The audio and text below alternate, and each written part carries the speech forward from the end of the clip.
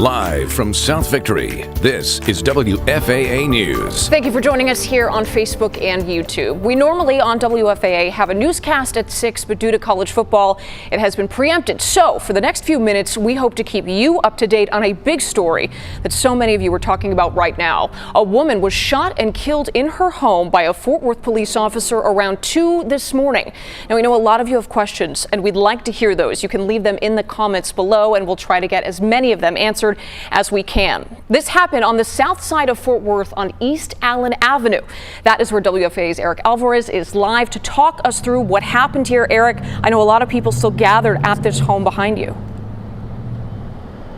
Yeah, pretty big turnout. A lot of people want to know exactly what happened here early this morning. It happened here at this home on East Allen and Mississippi. Right now you can see friends and loved ones are here at the residence supporting one another, trying to make sense of this terrible tragedy. Now, neighbors say 28-year-old Atatiana Jefferson lived here with her 8-year-old nephew around 2:30 this morning, and neighbors saw the door open and the lights on. He called a non-emergency line asking police to come see if neighbors were okay. We're about to show you what happened next. This is the body cam footage provided by Fort Worth Police in its entirety.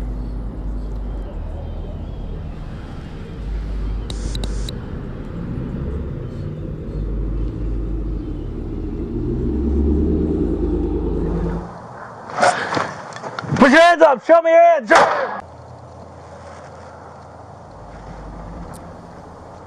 Now, in that video, you never hear the police officer identify himself. He simply goes through a gate into the backyard, then sees a figure in the window, and then in a span of about 3 seconds, you saw it there, he shouts the orders, put your hands up, show me your hands, and almost immediately after, that deadly shot rings out.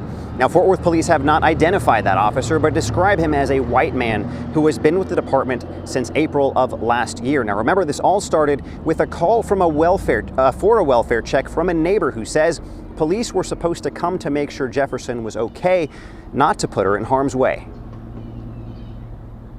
I explained on the call that there wasn't any violence going on, any type of arguments going on. It was simply a concern for my neighbor. I'm still kind of broken and shocked. They tell me I shouldn't feel bad, but I feel bad because had I not called the police department, she would probably still be alive today. So I do feel a little weight on me for that, making that call. Now, the officer has been placed on administrative leave. The department says all of the evidence will be handed over to the district attorney's office to see if any criminal charges will follow. And I can tell you that is what a lot of friends, relatives, and neighbors are calling for here at this moment. They say Jefferson had every right to be inside her home and that she posed absolutely no threat to that officer. Back to you. Eric, a lot of people who are watching this right now on Facebook are expressing how sad this is. I'm sure you've been hearing that from neighbors. But I also want to get back to the man who called to report this wellness check. Again, a non-emergency number. And he did stress, correct, that he was expecting this just to be a check. Did he also talk about his experience hearing this confrontation happen? Did he hear the gunshots? Do we know that? The gunshot, excuse me. Yes, in fact, he did. He was paying very close attention. He wanted, again, to make sure that his neighbors were safe. So he called the police. He said a number of officers arrived, but they did not park in front of the house. He says that then he just kind of was monitoring, watching. He heard a gunshot, and he didn't know what had happened. And then a few moments later, a lot of other police officers arrived on the scene. He said he did not know who had fired the shot, who had been struck, if that person, had survived. He didn't know for quite some time, and that's what really seems to have bothered him is he didn't know, and just kind of the emotion in his voice when he was saying that he almost wishes he hadn't made that call, but of course in that moment he could not have foreseen what took place here early this morning. Sure. Eric Alvarez for us live in Fort Worth. Eric, thank you for that update. Fort Worth Mayor Betsy Price sent out this statement today. Writing a statement like this is tragic and something that should never be necessary. A young woman has lost her life, leaving her family in unbelievable grief. All of Fort Worth must surround Atatiana Jefferson's family with prayers, love, and support. Chief Kraus and his command staff are acting with immediacy and transparency to conduct a complete and thorough investigation. More details are forthcoming, and the Tarrant County District Attorney Law Enforcement Incident Team office will ultimately receive this case. Now, we are already starting to see community members react to this shooting, and to say that they are angry would definitely be an understatement. It's sad enough that our young men are being killed. But when our women are not safe, as men in our community, we are called to stand up and protect the women in our community. That's right. And when our women are not safe, then it's going to get to a point that we can no longer be passive. There you go. At some point, we have to fight aggression with aggression. As pastors and Christians, yes, we're called to love. We're called to forgive, but we're not called to be fools. That's right. And it's time out for you continue to kill the people in our neighborhood and expect us to be passive. So again, I'm with Bishop Kirkland. When I first got involved with this is what I said. What bothers me with us as a community is 2 or 3 weeks we'll be upset, we'll be angry, and then we'll go on with life.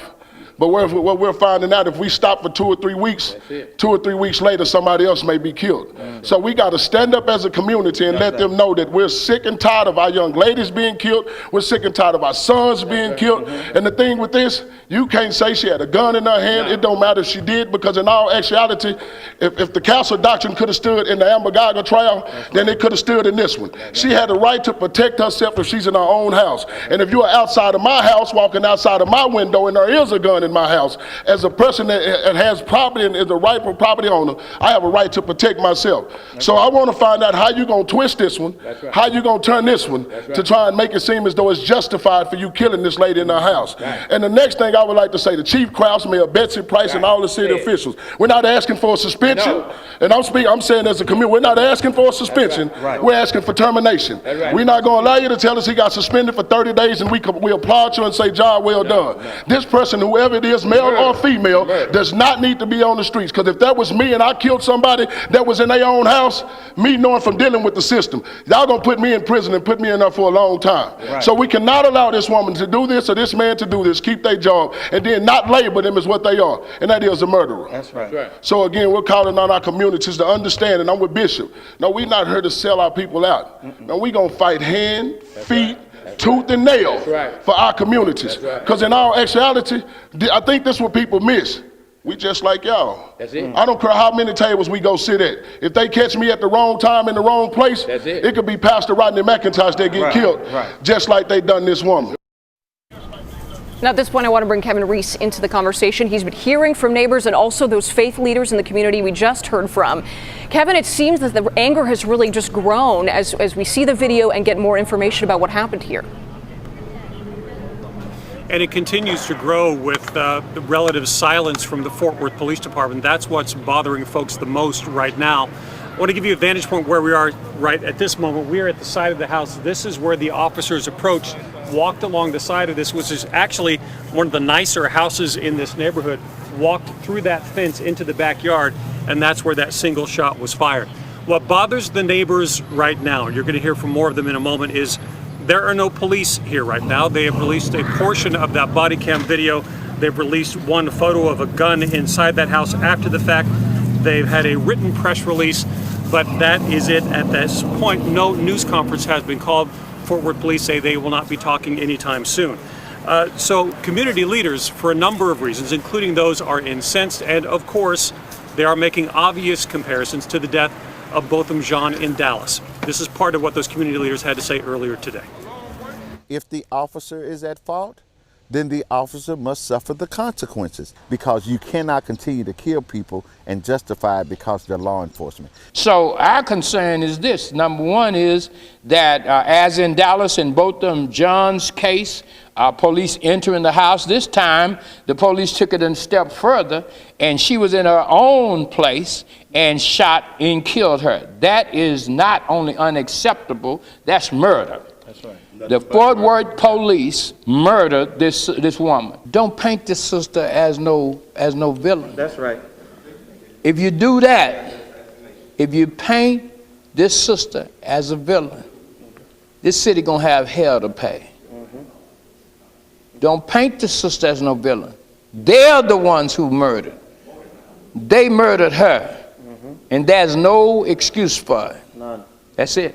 I call on the police department to be totally transparent, starting immediately, to not hide anything, to not withhold anything from the community of Fort Worth. We're tired of this, and it's going to stop. And we're sick and tired of being sick and tired, and we're going to keep on talking about this until justice happens. We're crying out to the Lord. Our only recourse at this point is for God Almighty to hear our cry and come see about us. And so, yes, community leaders have spoken out already today. We do expect more reaction here as the night goes on. But again, according to what the neighbors have told us, those officers approached with no lights, no sirens, parked around the corner and walked up to the house in the dark. So people want more answers. They want more words from the Fort Worth Police Department right now that they are not getting. And we'll continue to ask those questions as the night goes on and as this investigation gets underway. Marie, back to you.